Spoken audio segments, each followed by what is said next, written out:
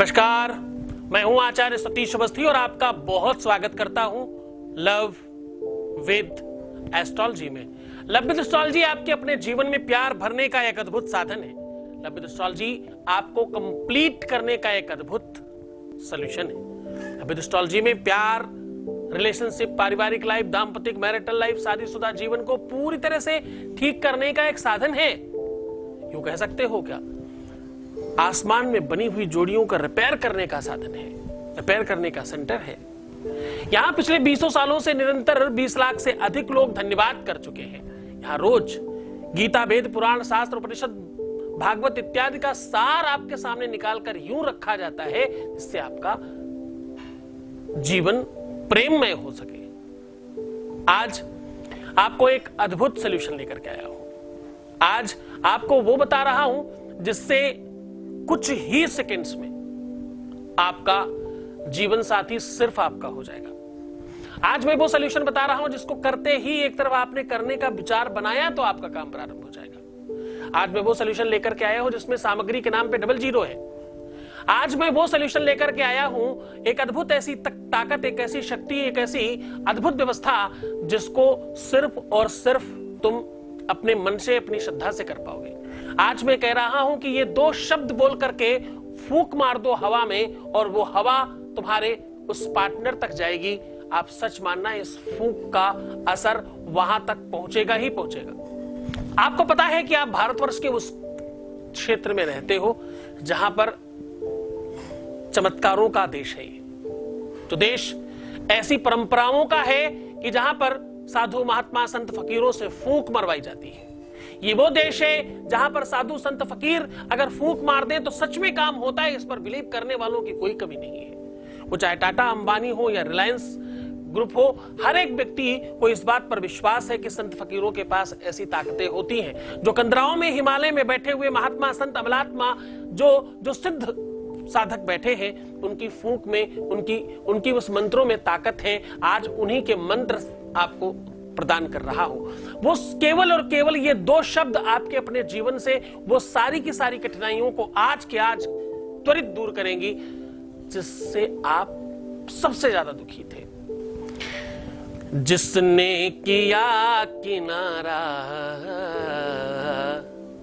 जिसने किया किनारा, हम उनको ढूंढते हैं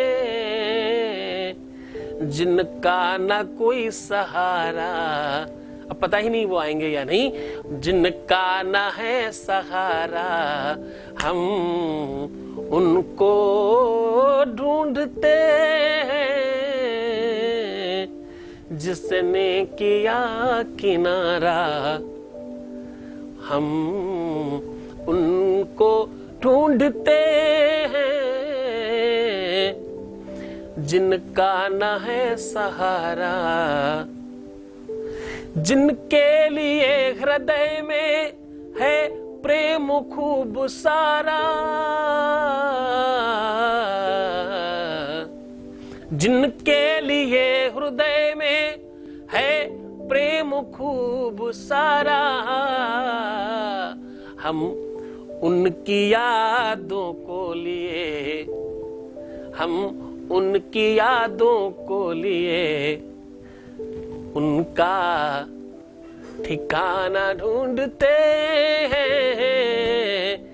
जिनने किया किनारा, हम उनको ढूंढते हैं। प्यार में प्यार से प्यार को पाया जाता है। जो छोड़कर जाए, जो दुत्कारे, जो परेशान करे, जो बेइज्जत करे, जो आपको परेशान करे, जो आपकी इज्जत ना करे, दिल उसको भी प्रेम करता है। जो हर बार तुम्हें ठुकरा कर चला जाए, जो हर बार तुम्हें बेइज्जत करे, जो हर बार तुम्हें परेशान करे, हर बार शर्मसार करे, हर बार तुम्हें सार्वजनिक रूप से आपका अपयश करे, आपका नाम खराब करे, आपकी बदनामी करे, आपके लिए पीठ पीछे बुरी बातें बोले, आप उसको भी प्रेम करते हो। प्रेम की सच्चाई ये कहलाती है। कोई हमें बहुत अच्छा समझे, कोई हमें बहुत अच्छा बोले, तभी हम उसे प्रेम करें। ये प्रेम नहीं, ये व्यापार है। परिस्थितियां तो ये कहती हैं कि हर एक सिचुएशन में, हर एक परिस्थिति में जब उसे प्रेम करते हैं, ये सच्चा प्रेम है। कर चरण कृतम बा क्वायजम कर्मजम बा श्रवण नयन जम्बा, श्रवण नयन जम्बा। ये ऐसी व्यवस्था है, कर चरण कृतम बा क्वायजम कर्म जम्बा श्रवण नयन जम्बा।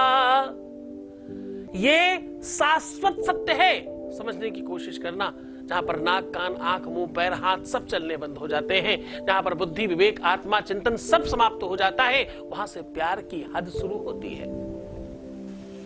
श्रवण नयन जम्बा, ऐसा कहते हैं, श्रवण नयन जम्बा कर चरण कृतम्बा क्वायजम कर्म जम्बा श्रवण नयन जम्बा मानसम बापराधम बिहतम बिहितम बा। जैसे ही आप आगे बढ़ते हो वैसे ही आपके जीवन में सुख आने लगता है। सत्य मानना, प्रेम की डगर हर किसी के वश की बात नहीं है। प्रेम की डगर में सबके बस की बात नहीं है। प्रेम सबको नहीं मिल सकता, प्रेम सबके लिए है भी नहीं। ना ये वस्तु, ना ये फीलिंग, ना ये संस्कार सबके लिए बना है और ना ही सबको मिलता है। सब लोग तो सिर्फ फिल्मों में देख करके लालायित होते हैं। सब लोग तो वो समीक्षा, वो व्यवस्था गानों में और सीरियल्स में देख करके मस्त होते हैं। उनके खुद के जीवन में ये लहर नहीं आ पाती। लेकिन आप वो 3 लाख लोग हो इस संप्रदाय में, इस YouTube चैनल के सब्सक्राइबर्स की बात कर रहा हूं। आप वो 3 लाख प्लस लोग हो जिनके जीवन में ये दशा, ये परिस्थिति, ये सिचुएशन है। आपने डील किया है इन सिचुएशंस के साथ। आप वो खिलाड़ी हो, आप वो बाजीगर हो जिन्होंने अपनी बाजी ये जीती है। ये ईश्वर का वरदान है। ये दुख भी वो सुख देता है जो दुनिया में दूसरा सुख नहीं है। माता राधा ने उद्धव को यही तो समझाया था कि उद्धव तुम्हें क्या पता, तुम क्या कह क्या रहे हो, तुम्हें मालूम ही नहीं है। तुम क्या जानो उस दर्द के बारे में, इस दर्द में, इस पीड़ा में, जिस संकट में भी आनंद है। उद्धव ने कहा, राधा अगर तुम जितना प्रेम कृष्ण को करती हो, भगवान को करती, तो शायद भगवान मिल जाता, इतना प्रेम तुम्हारा गहन है। तो राधा ने बड़ी सुंदर बात कही उद्धव से। उद्धव मन न रहे 10-20, एक हत्यो सो गयो श्याम ढिंग को आराधे ईश। ए उद्धव मन न रहे 10-20। ए उद्धव मन 10-20 होते हैं क्या? एक ही तो था, वो गया किसी के साथ।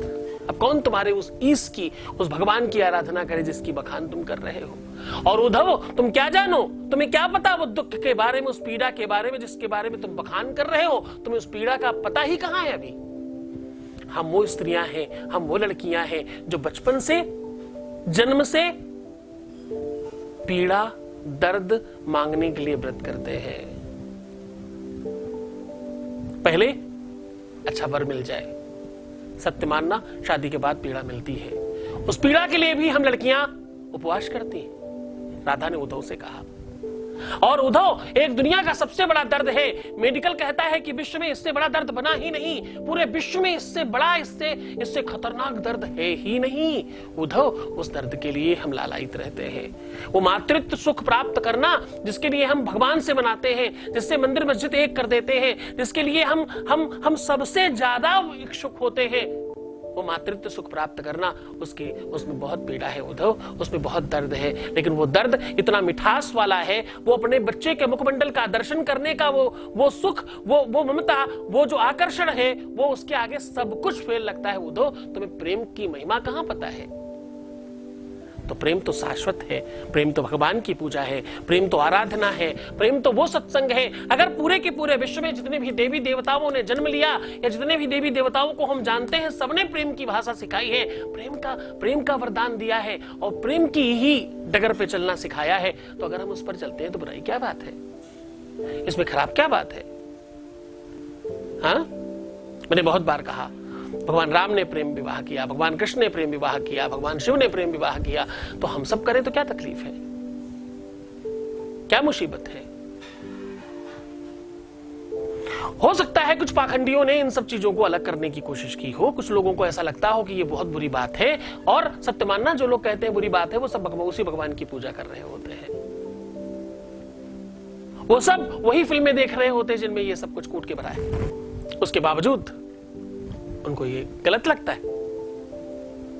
तो आज मैं कह रहा हूं, ये छोटा सा सॉल्यूशन, बिना, आज ना कोई खर्चा है, ना कोई सामग्री है, ना कोई समय है, ना कोई स्थान है, आज सिर्फ 2 शब्द हैं और तुम्हारी फूकी हुई वो फूक है। क्या तुम्हारी फूक में वो ताकत, तुम्हारी हाय में, तुम्हारे आशीर्वाद में, हर चीज में अगर ताकत है तो तुम्हारी फूक में भी ताकत है, तुम्हारी सोच में, तुम्हारे चिंतन में अगर ताकत है, अगर तुम किसी को याद करो और उसके को हिचकियां आने लगती है, ये ताकत तुम्हारे अंदर है। अगर तुम किसी को आशीर्वाद देते हो और तुम्हें लगता है ये ठीक हो जाएगा, तुम्हारा दुआ देना, तुम्हारा बद्दुआ देना दोनों ही काम करता है, अगर तो तुम्हारी फूक भी काम करती है, ये बात ध्यान रखना।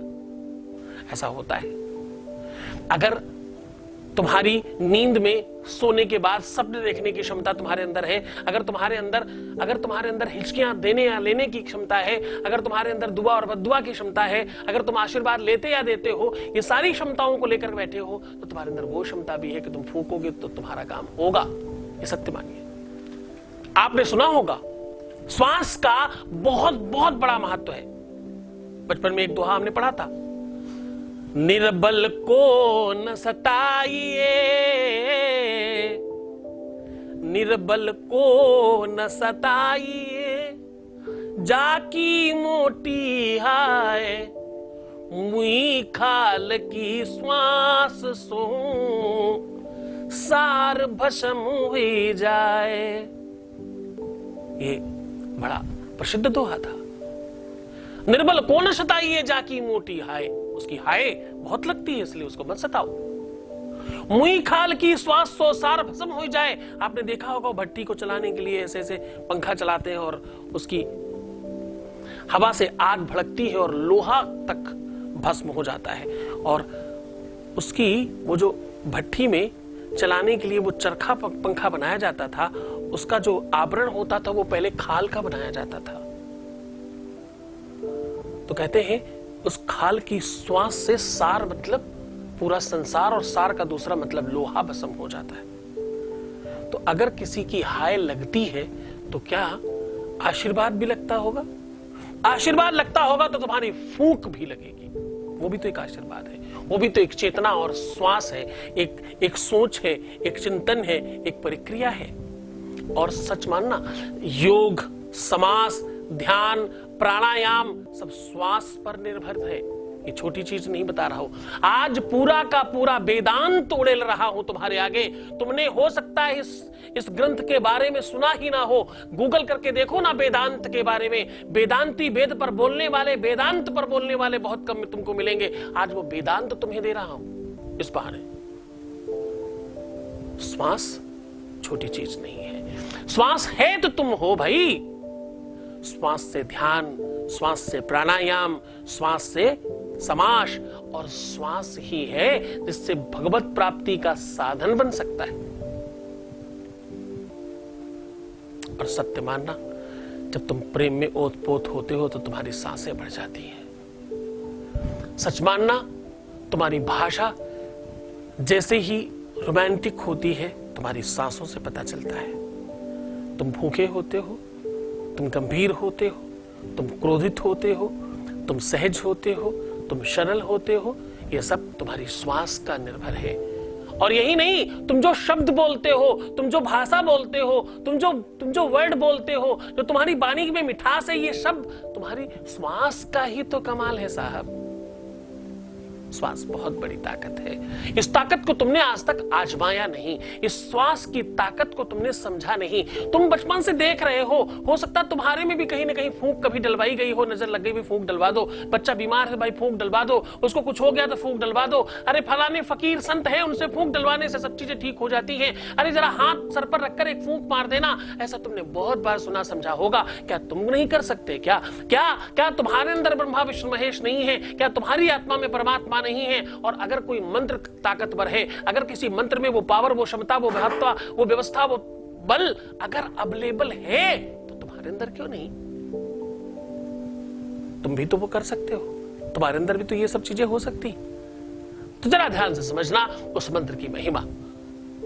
चकी मंत्र महामहनी विषय ब्याल के,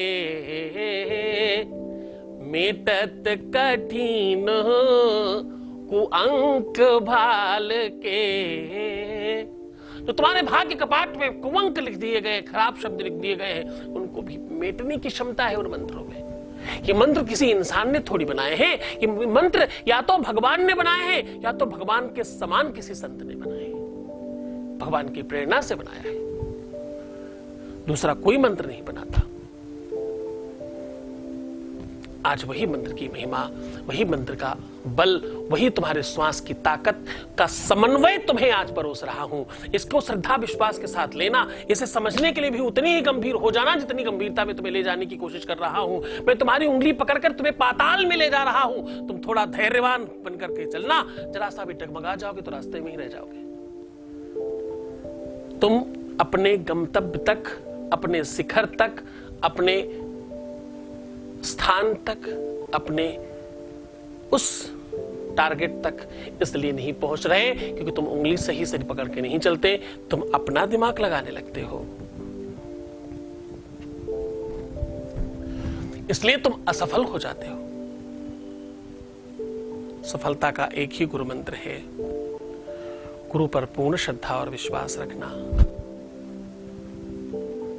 एक ही गुरु मंत्र है, आंखें बंद कर मान लेना हर बात।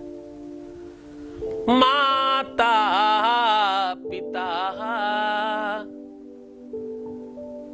माता पिता गुरु की वाणी, माता पिता गुरु की वाणी, बिना विचार करहु शुभ जानी, बिना विचार, बिना विचार करहु शुभ जानी, माता पिता गुरु की वाणी। माता पिता और गुरु, और मैं तो कहता हूं एक बार माता पिता भी रह जाए, पर गुरु, गुरु तो वो है जिसने संसार बनाया, विश्व बनाया, भगवान बनाया, सब कुछ बनाया, तुम्हें बताया कि भगवान कौन होता है। गुरु की वाणी पर संदेह नहीं करना, वही करना जो कहा जा रहा है, वैसे ही चलना जैसे चलाया जा रहा है, बस तुम सफल हो जाओगे। तुम्हारी सफलता में कोई संदेह नहीं बचेगा। तुम उस पाताल में जा रहे हो, तुम उस स्थान में जा रहे हो, तुम उस व्यवस्था में जा रहे हो जहां तुम्हारी सफलता पूरी तरह से निश्चित है। कौन होगा ये सब समझाने सिखाने वाला? तुम्हें सिखाया जा रहा है, इसलिए पूरी तरह से सीखना, पूरा बात समझ करके आगे करना, तुम सफल हो जाओगे।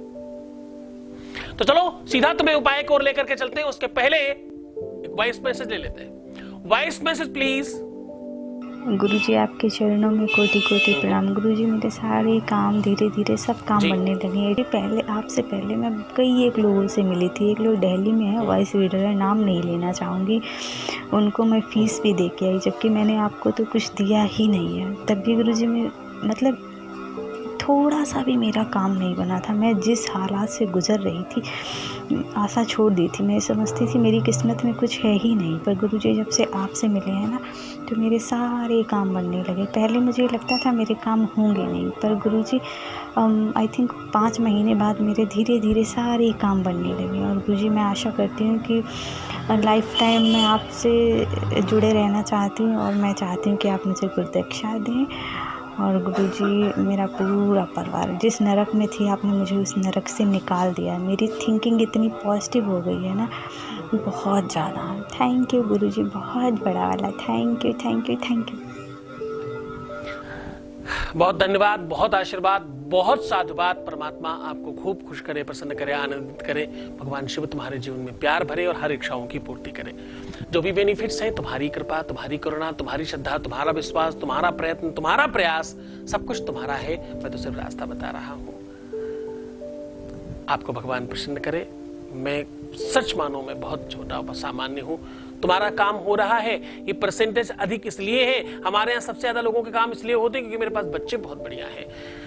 टीचर का मान, उसकी मर्यादा, उसका नाम तब बढ़ता है जब उसके साथ बच्चे अच्छे हों। एक गुरु के लिए अच्छे शिष्य मिलना बहुत बड़ी बात है। तो बहुत धन्यवाद आपका। सीधा उपाय को लेकर के चलता हूं। आज कह रहा हूं कि भाई फूंक मार देना, फूंक में ताकत है, फूंक मार देना। उसकी हर बात तुम्हारे हिसाब से होगी। फूंक मार देना, तुम जो कहोगे वही होगा। फूंक मार देना, तुम्हारे हिसाब से वो चलेगा। फूंक मार देना, तुम्हारा प्यार तुम्हारे हिसाब से काम करेगा। फूंक मार देना, वो तुम्हारी हर बात के लिए राजी होगा। फूंक मार देना, तुम जो चाहोगे वही होगा।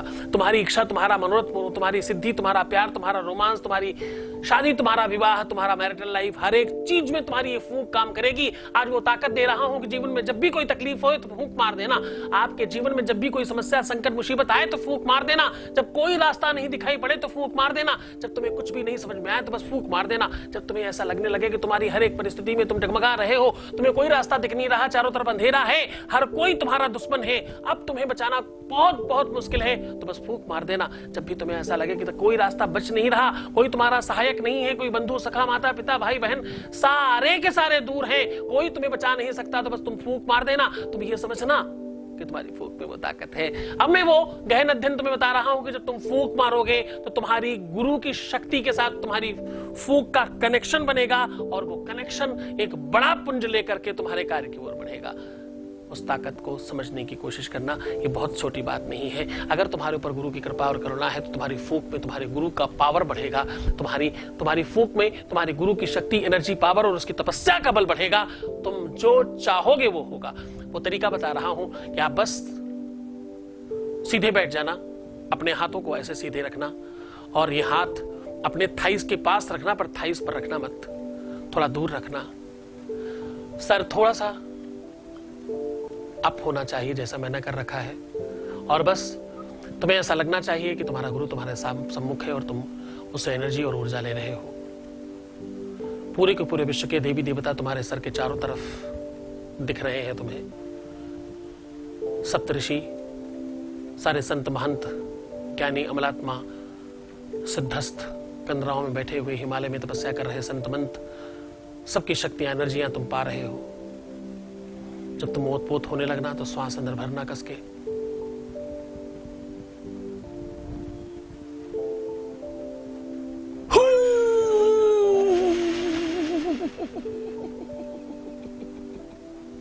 ऐसा करके आप फूंक मार देना। आपको मंत्र बोलना है हुम, लेकिन ये गर्जना, ये लहराना, ये तकनीक, ये व्यवस्था बिल्कुल हूबहू एज इट इज होनी चाहिए। जैसे ही इस परंपरा को, जैसे ही सिस्टम को आप सीखेंगे और तरीके से फूंक मारेंगे, आप सत्य मानना, तुम्हारे विश्वास में बल बढ़ेगा। सत्य मानना, तुम्हारी आत्मा के परमात्मा से कनेक्शन बनेगा। सत्य मानना, तुम्हारे काम के प्रति पूरे विश्व की सारी शक्तियां लग जाएंगी। सत्य मानना कि आज के बाद तुम्हें दुखी नहीं होना पड़ेगा। खूब श्रद्धा, खूब विश्वास से करना, खूब आनंद से करना, बिल्कुल मत टकबगाना, बहुत ध्यान रखना, मुस्कुराना, सुंदर बनना, पानी पीना, खूब अच्छे से रहने की कोशिश करना, प्रीवियस लाइफ मत बताना। एक बार रोने से 21 दिन का पूजा पाठ खराब होता है। और हाँ, पैसों का आदान प्रदान करना बिल्कुल मना है। छोड़कर जा रहा हूं तुम्हें इन गलियों में, उन पगडंडियों में, उन ख्यालों में, उन विचारों में, उन मंतव्यों में और उन यादों में जहां सिर्फ और सिर्फ प्रेम है। ओम नमः शिवाय।